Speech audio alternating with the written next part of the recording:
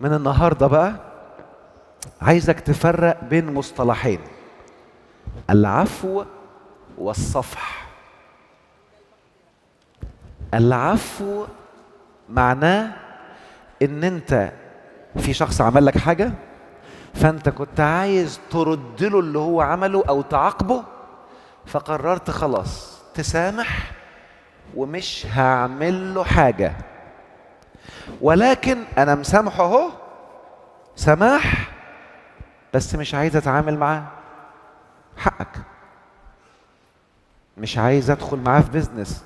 حقك. مش عايز ابعت له الا في الاعياد والمناسبات. حقك، بس مش هردها له. انا مسامح. ده اسمه العفو،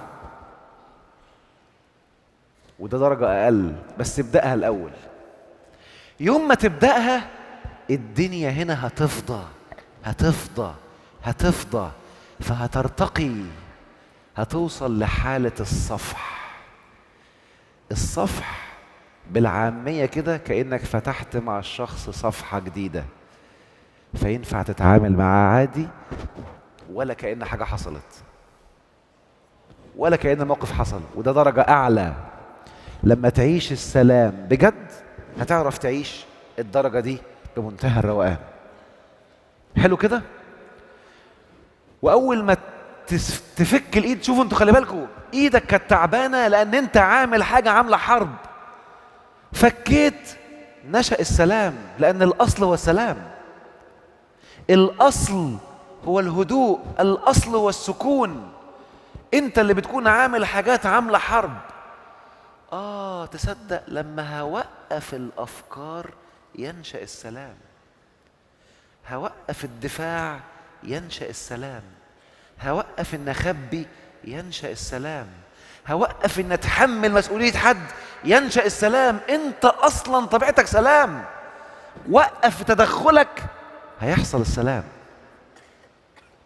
كل شيء في الكون بيحصل بسلام. تدخلك اللي بيعرقله، مسكك، زقك، هجومك، رفضك، هو ده اللي بيعمل حالة الحرب.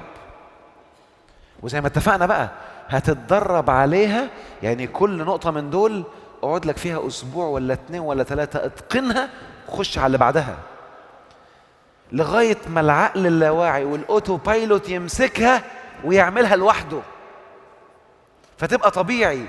تلاقي بعد كده لو حد عمل لك اذية، بدل ما انت بتشوف انه بيهينك، لا، هتشوفه ياي بيطلع كازورات من بقه. انا مالي، ربنا يكون في عونك، تحب اساعدك؟ فانت كده عملت ايه؟ يدرؤون بالحسنة السيئة.